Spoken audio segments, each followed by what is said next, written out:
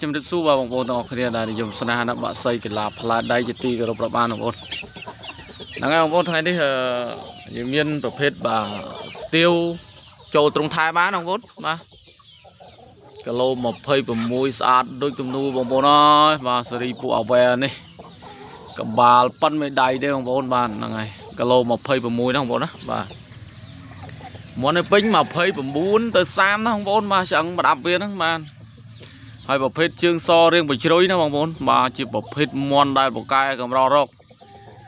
ហើយពូជវាច្បាស់ផ្លែណាមកគ្រាប់នេះ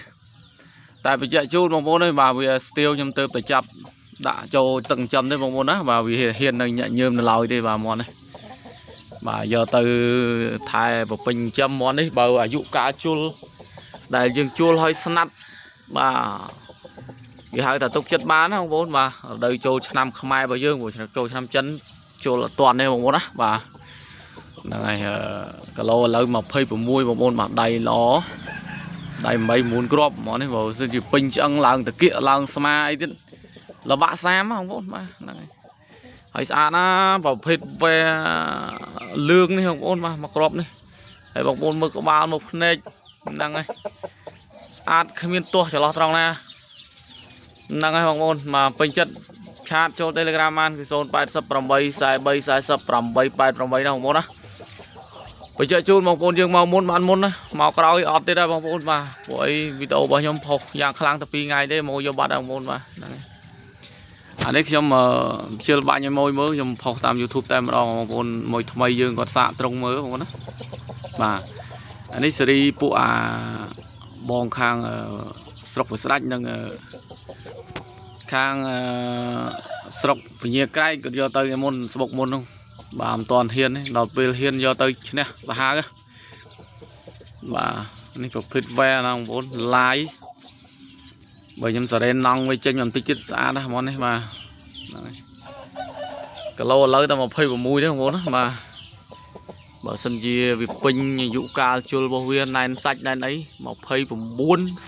ហ្មងនេះឆ្អឹងវាប្រដាប់វាបានមកកាផ្លេបងប្អូនឡាយមិនខ្ពស់មិនចោពេកមកល្មមបាទមន់ខ្លះវាឡាយវាចោណាបងប្អូនអានេះអត់ទេវាតាប់ក្រាស់មកស្អាតតែម្ដងបងប្អូនបាទមន់នេះស្អាតណាស់បងប្អូនអើយបាទហ្នឹងហើយចង់បានឆាតមកមុនបានមុនបងប្អូនបាទ088 43 48 88ឬក៏បងប្អូនបាទអេដចូល page របស់យើងខ្ញុំបាទគឺត្រង់បាក់សីប្រយុទ្ធបាទរំដួលស្វាយរៀងណាបងប្អូនណាបាទហ្នឹងហើយខ្ញុំទុកវីដេអូឲ្យបងប្អូនបណ្ឌិតបច្ច័យមើលបាទភ្នែកសេវ៉ារ៉េឆ្វេងមកបន្តិចមិនជាបញ្ហាបាំងភ្នែកទេបងប្អូនណាបាទហើយឡាយមកក្របនេះ